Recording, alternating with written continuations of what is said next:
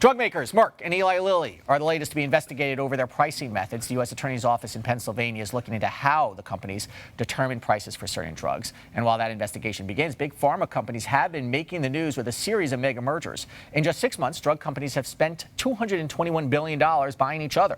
A lot of the mergers have been between biotech firms. So what's driving the deals? Jeff Kraws is here from Crystal Research Associates. Jeff, welcome back to Arise Exchange. Good to be here. I just want to ask you first a quick question about this congressional investigation. Is there going to be a significant impact, do you think, on the pharma industry? I think there will be. Certainly what these companies, including Valiant, were trying to do, it was popular in the 90s, but nowadays no one wants to be paying more for their medicine.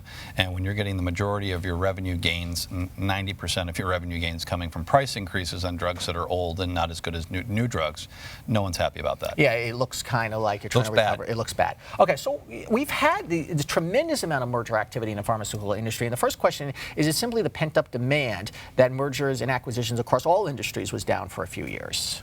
That, and you're still looking at an industry which is early in its consolidation. If you think about the number of telephone providers that you have, when you look at the pharma industry right now, while there's been a tremendous amount of consolidation, there is a long way to go, especially with pharma making inroads and buying biotech and buying some medical device companies. This merger potentially between Pfizer and Allergan, the valuation would be about $300 billion, would be one of the largest mergers ever of any industry. And you do own shares in Pfizer? I do own shares of Pfizer. Okay. You had mentioned that consolidation is a very early stage. Why do we need consolidation from an investor standpoint in the pharmaceutical industry right now anyway?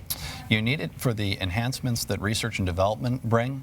What they will gain is they will gain a new pipeline, they'll gain a new way of thinking, and for these big ships that need a lot of fuel, taking on new product pipelines and then streamlining them gives you a couple things. It'll give you an earnings boost because you can get rid of some of the fat and get efficiencies, and it'll give you a boost to your R&D to offset some of the generic competition that you're losing. If you look at the pharmaceutical industry and other industries, how does consolidation work out for the industries? Often it sounds good, but then there's all sorts of problems in combining companies.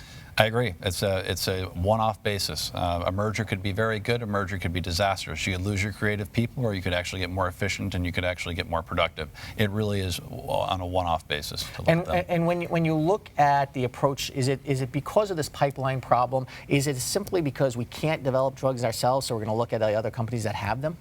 Well, it's not just, it is, but it's also the fact that the human body is a very complicated mechanism, and we've only cured one major disease in the last 70 years. So you're getting more and more treatments, but also you're getting more and more complications because of the fact the medicines are getting more powerful. And does Big Pharma feel the pressure, I take it is, from the startups in the biotech industry? They definitely do, and I expect consolidation to continue in the biotech industry. I expect consolidation to continue in the medical device industry, and certainly in the pharma industry. And then the flip side, cross-pollinate. And flip side for consumers, and does this put more government pressure on them?